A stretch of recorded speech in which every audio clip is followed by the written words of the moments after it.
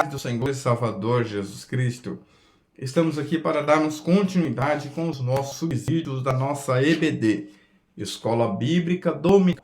Queridos, nós estamos estudando esse semestre a lição sobre o título A Santíssima Trindade, o único Deus revelado em 3 pessoas eternas. Estive a lição passada, que foi a lição de número 9, aonde nós trabalhamos sobre esse Espírito Santo regenerador.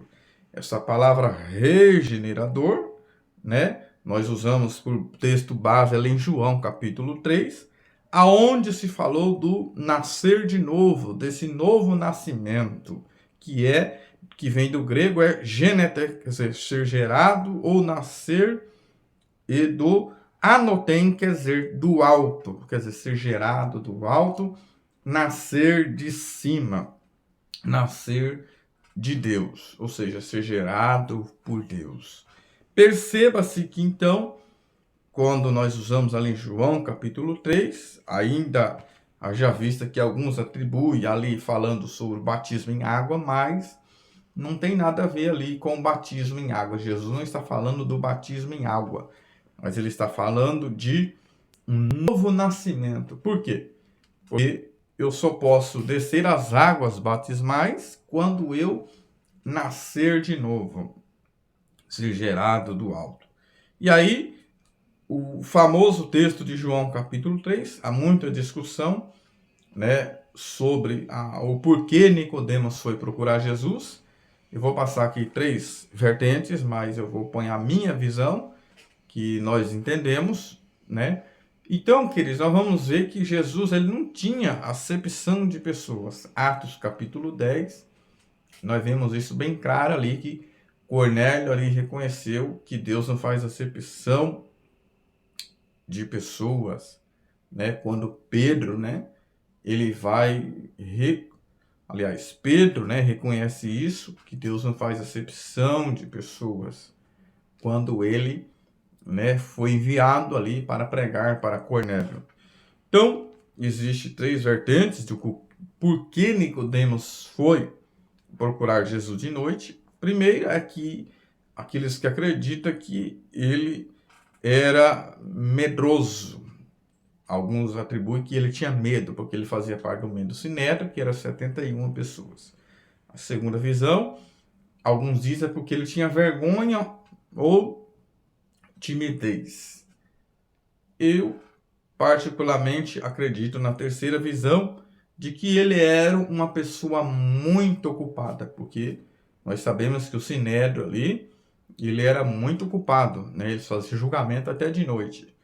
Não entendo na visão dele ter medo do Sinédrio, porque nós vamos em capítulo 7 ali, né? Capítulo 7, que ele defendeu o Senhor Jesus ali, cancelou a reunião ali, que ele está fazendo um julgamento injusto. E Jesus não estava presente ali, porque o verdadeiro amigo é aquele que corrige na presença e defende na ausência. E Nicodemos fez isso. E não vamos dizer que ele era vergonhoso e timidez pelo fato dele ter feito isso. Então eu acredito que ele foi procurar Jesus de noite, é porque ele era uma pessoa muito ocupada mesmo, então foi de noite tentar entender melhor sobre aqueles milagres que Jesus fazia, reconhecendo ele como rabi. Perceba que Jesus, queridos, ele não tem acepção de pessoas. Ele pregou para a mulher samaritana ali, que ela tivesse 5 maridos, que agora tem, não é dela, Jesus falou. Ela não era bem vista na sociedade, e um homem judeu, e principalmente um mestre, conversando com a mulher, não era bem visto, mas Jesus não olhou para essa situação. Pregou para pessoas leprosas, pessoas que ficavam isoladas da sociedade, ninguém dava nada por eles. Pregou para cegos, mas também pregou para pessoas ricas, né? Pregou para Bartimeu, lá em Jericó, e também para Zaqueu, que era uma pessoa rica.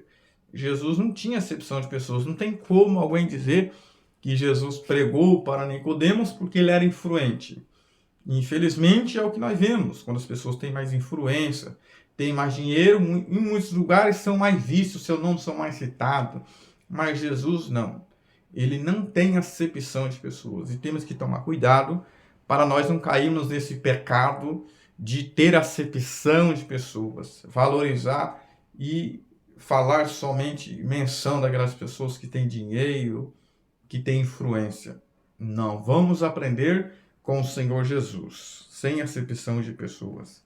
Então eu entendo que ele foi porque ele era uma pessoa muito ocupada e foi de noite querer entender melhor, porque ele vai de noite diante da luz da revelação de Deus, que é Jesus Cristo. A primeira vez que ele aparece, no capítulo 3, ele é salvo. A segunda vez que Nicodemos aparece, no capítulo 7, ele defende o Senhor Jesus. E a terceira vez ele aparece para ofertar, lá em João, capítulo 19, juntamente com José da Arimateia, que também era pessoa rica. E aí, queridos, quando nós trabalhamos em João capítulo 3, nós falamos sobre o nascer da carne e o nascer do Espírito, que Jesus, ele abordou no capítulo 3. Perceba que Jesus, por mais que Nicodemos ele era um rabi, Jesus não trata de tradições judaicas, dos costumes judaicos, não.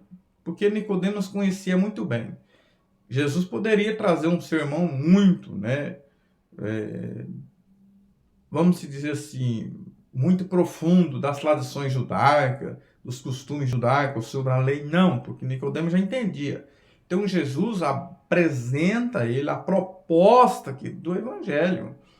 Porque muitas das vezes, quando vem pessoas com muito conhecimento, PhDs, pessoas muito estudadas, sofisticadas, queremos trazer aquele sermão, muito difícil, complicado. Não.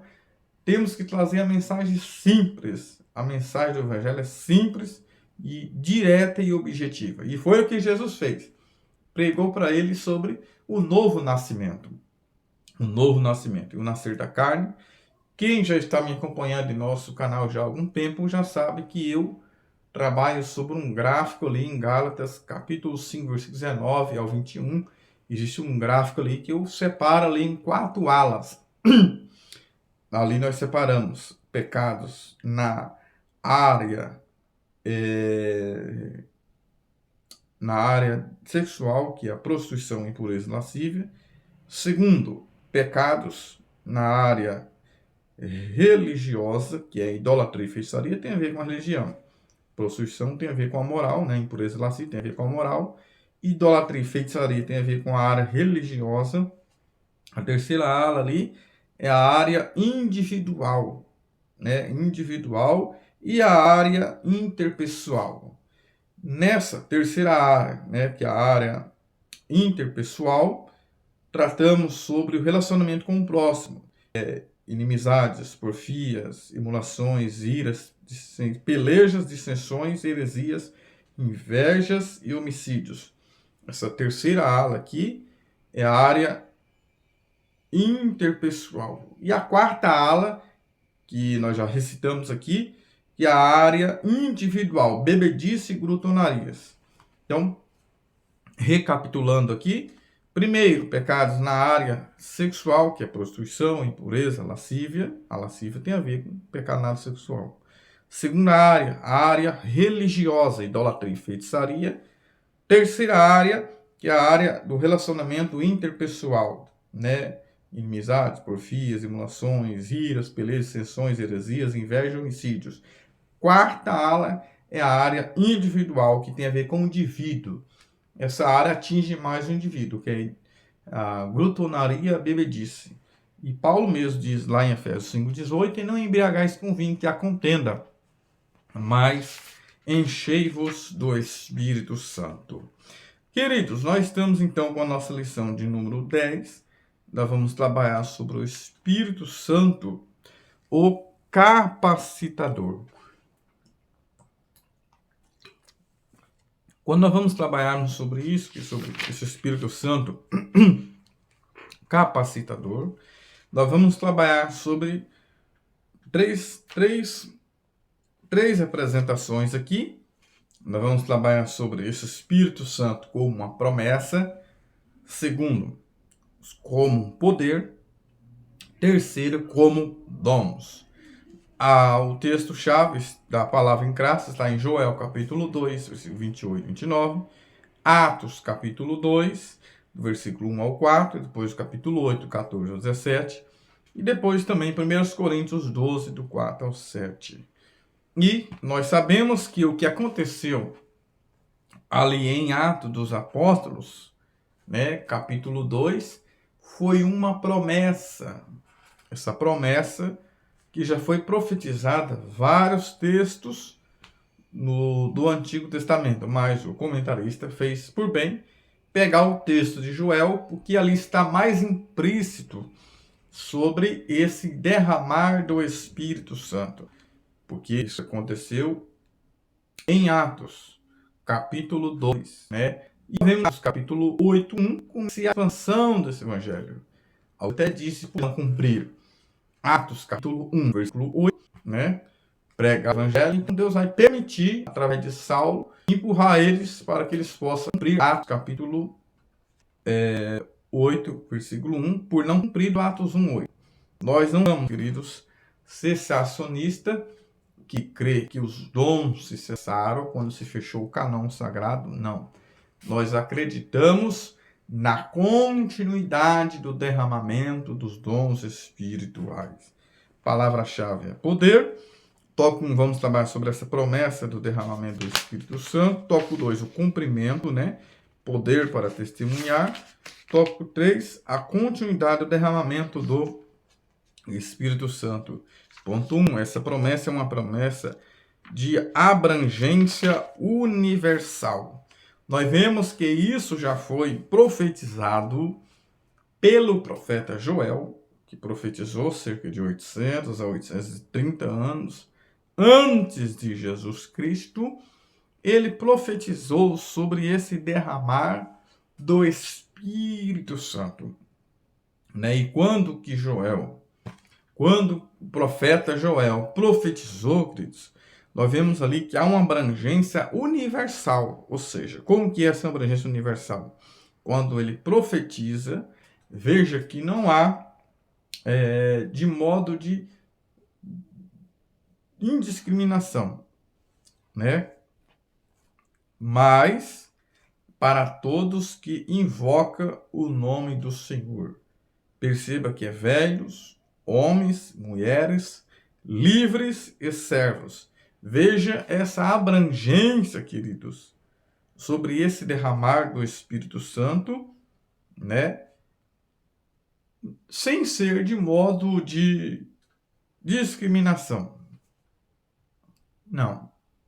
Mas sim é para aqueles que invocam o nome do Senhor. Ou seja, eu preciso buscar, né? Eu preciso me aproximar de Deus para que eu possa, querido, desfrutar dessa promessa divina. Então, esse revestimento de poder, eu preciso ter uma busca por esse revestimento. Por quê? Eles ficaram ali, historiadores, vamos datar ali, cerca de 10 dias ali orando, né? Entre a promessa do Senhor Jesus e o cumprimento dessa promessa. Ponto 2, uma promessa com ação sobrenatural, né? Perceba que velhos, né? Os jovens terão visões, os velhos terão sonhos. Ou seja, precisa-se de uma ação sobrenatural para que isso aconteça, né? Nós vemos aqui que isso indica que a cheia do Espírito Santo é ativa e dinâmica e sensível à voz. Então precisamos ser sensível à voz do Senhor. Todo crente deve cultivar uma vida de comunhão e santidade, a fim de ser um canal sensível para a manifestação dos dons espirituais. Ou seja, o Espírito Santo, que vai ser derramado na vida de um coração que está aberto, na vida de alguém vai ser sensível para ouvir a voz do Senhor. Ponto 3, aí fala uma promessa para os últimos dias. E quando se fala aqui sobre os últimos dias, alguém pensa que é o fim dos tempos. Não, sim, que vai ter um derramamento sim do Espírito Santo no fim dos tempos. Mas quando que Joel profetiza e Pedro também fala lá em Atos dos Apóstolos sobre os últimos dias, é os dias inaugural ali do Pentecoste. Porque quando Joel profetiza, veja, quando Joel profetiza lá no seu capítulo 2, e o versículo 23, Joel ele fala de duas chuvas. A primeira chuva é chamada de chuva seródia. E depois ele fala da chuva temporã. O que é a chuva seródia e o que é a chuva temporã? Né? Veja bem, essa chuva seródia é aquela que ela é mais pesada. Ela é mais pesada. É aquela que vem para preparar o ambiente. É aquela que vem para amolecer a terra, para receber a semente, né? Então, essa é um pouco mais pesada. Mas a chuva temporã, ela vem preparar os frutos para a grande colheita. Essa chuva seródia é chamada de a primeira chuva. Nós atribuímos ao primeiro derramar do Espírito Santo que aconteceu em Atos capítulo 2. E qual é a chuva temporã? É aquela que prepara os frutos para a colheita, que vai ser derramada lá no final da grande tribulação. Deus ali vai, com Jesus ali, vai derramar do Espírito Santo sobre a nação de Israel que tiver ali, o Espírito de graça e o Espírito de súplica. Então, quando o profeta Joel fala da chuva seródia, é a primeira chuva, que foi esse primeiro derramar do Espírito Santo em Atos, capítulo 2, no Pentecoste. E a chuva temporã é a segunda chuva, é aquela que prepara os frutos para a colheita, que vai ser uma grande colheita também no final ali da grande tribulação. Então, perceba, é esse o derramar do Espírito Santo. Mas os dons não se cessaram. Isso está dando continuidade, porque quando Pedro fala da profecia de Joel, ele fala que isso aconteceu porque é o que foi dito pelo profeta Joel. Perceba que Pedro não fala que é o que foi cumprido, mas é o que foi dito pelo profeta Joel. Ali, em Pentecoste, foi um cumprimento de uma promessa, só que não ficou somente ali. O Espírito Santo continua sendo derramado.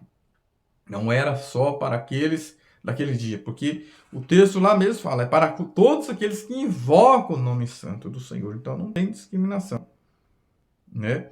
Não a todos de modo de indiscriminação, mas a todos que invocam o nome santo do Senhor. Eu preciso invocar. Eu preciso querer esse derramar. Isaías profetiza, derramarei água sobre o sedento. Eu preciso ter sede. Né? Então, quando se fala promessa dos últimos dias, refere-se os últimos dias já daquele dia, não o fim dos tempos apenas. Porque alguns... Eu tenho até um vídeo aí na internet onde eu falo, na vinda do Senhor Jesus se espera avivamento ou apostasia. E você vai ver que ali eu falo que se espera apostasia, não é avivamento. Agora, esse Espírito Santo vai ser derramado, como diz Zacarias. Joel também fala, no fim dos tempos também vai ser derramado ali do seu Espírito Santo também, que é a segunda chuva, que é a chuva temporã. Cumprimento, ó, poder para testemunhar, o Espírito Santo veio com o poder do alto, para que eles fossem revestidos. A palavra do grego revestido é angel, que significa vestir-se de uma armadura pronta, né, que aponta para uma capacitação. Por exemplo, se eu estivesse só com essa camisa, eu estava vestido. Mas como eu estou com esse terno, eu estou revestido. Então, esse revestimento de poder é uma capacitação que Deus nos dá para nós pregar o Evangelho. Agora é importante que você entenda, professor de escola dominical, explique para os seus alunos para que eles venham a entender uma coisa. Isso não significa que eu e você não devo pregar evangelho. Eu só devo pregar se eu ser batizada com o Espírito Santo. Isso é um equívoco. Porque quando o Senhor Jesus nos dá a ordem, ali em Marcos, capítulo 16, versículo 15, Ele diz, ide pregar o evangelho a toda criatura. Perceba que quando Jesus falou isso, eles ainda não eram revestidos de poder.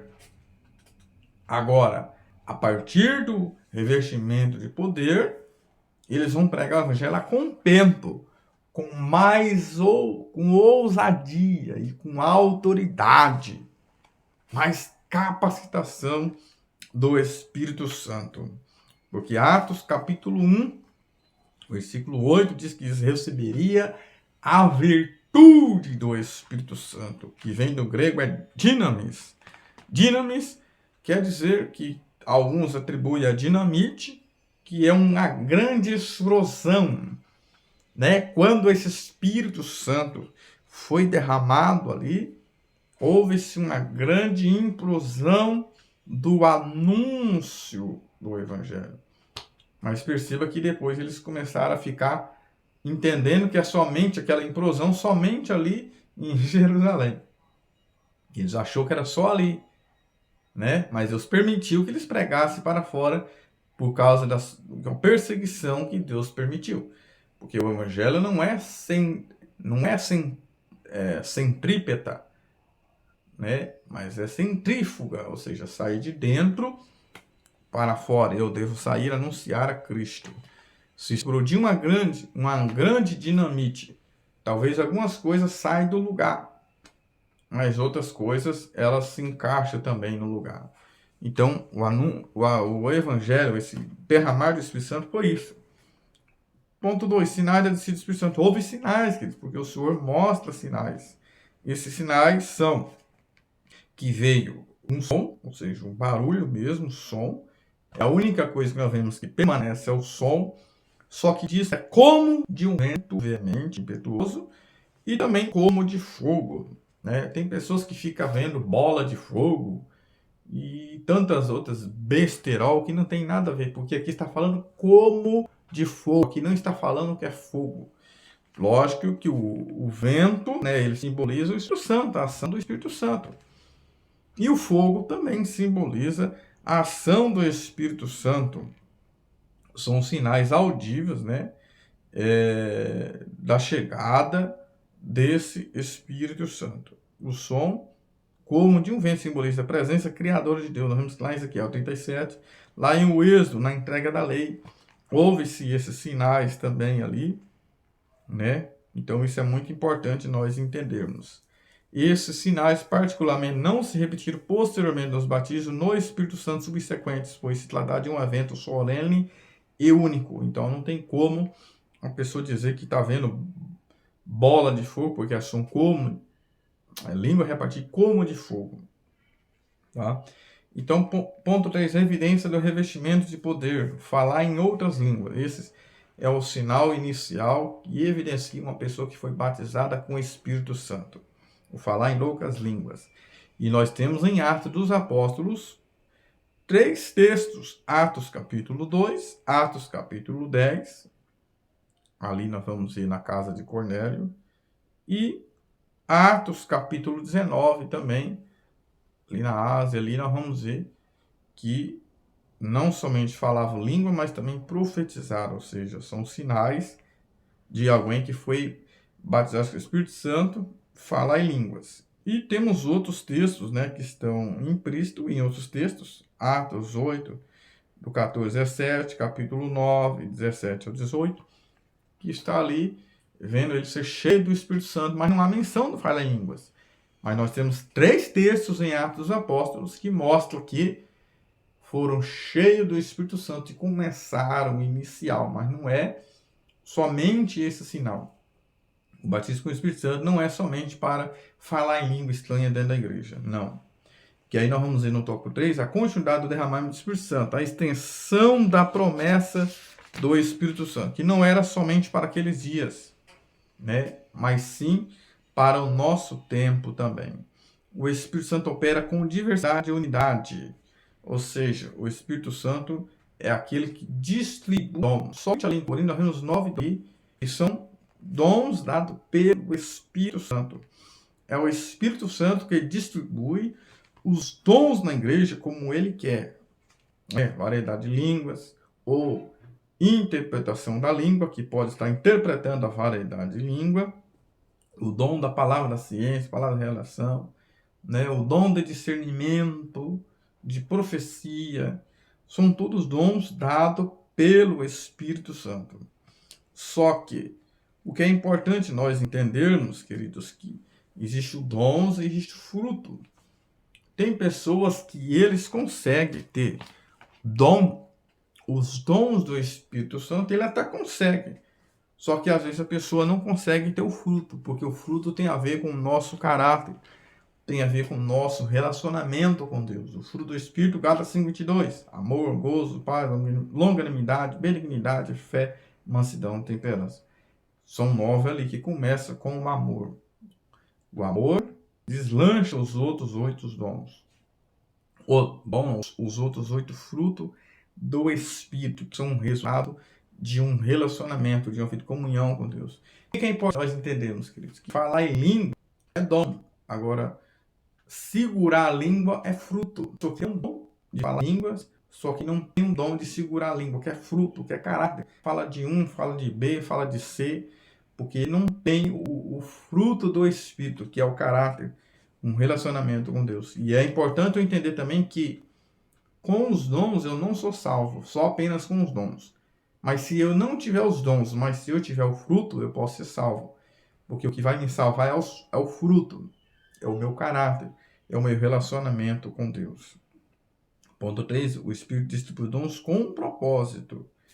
Tem pessoas que, dons no grego é charismata, né? Não são aqueles para ostentação pessoal, ou sair na mídia, ou se aparecer, ou mostrar que eu estou fazendo. Não. São o propósito e a glorificação de Jesus, e a glória de Jesus, e também tem um propósito, a edificação pessoal, né, do indivíduo, o falar língua edifica a si mesmo, e também a edificação da igreja. A Bíblia diz que o Espírito Santo distribui para o que for útil. Porque tem pessoas que falam, Senhor, me dá poder, poder, poder. Poder para quê? Poder para ficar dentro da igreja? Agora, se você falar, Senhor, me reveste desse poder, me dá esse poder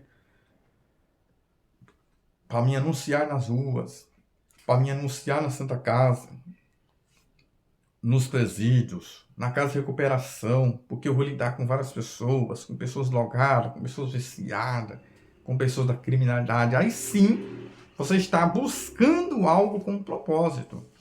Esses poderes para ficar pulando e rodando dentro da igreja, isso não tem utilidade nenhuma. O revestimento de poder que Jesus deu na igreja para os apóstolos, para eles enfrentar as autoridades, enfrentar as adversidades, enfrentar as perseguições. Por quê? Porque esse Espírito Santo, ele veio para capacitar. Então, nós aprendemos aqui na nossa lição 10 que o Espírito Santo, ele é o capacitador, ele vem para capacitar a minha a sua vida. E a próxima lição vai ser a lição de número 11, e nós vamos trabalhar, meus queridos, sobre o Pai e o Espírito Santo. Amém? Que o Eterno continue abençoando você, sua casa, sua família, compartilhe com mais pessoas e sejam edificadas pela palavra do Senhor. Amém.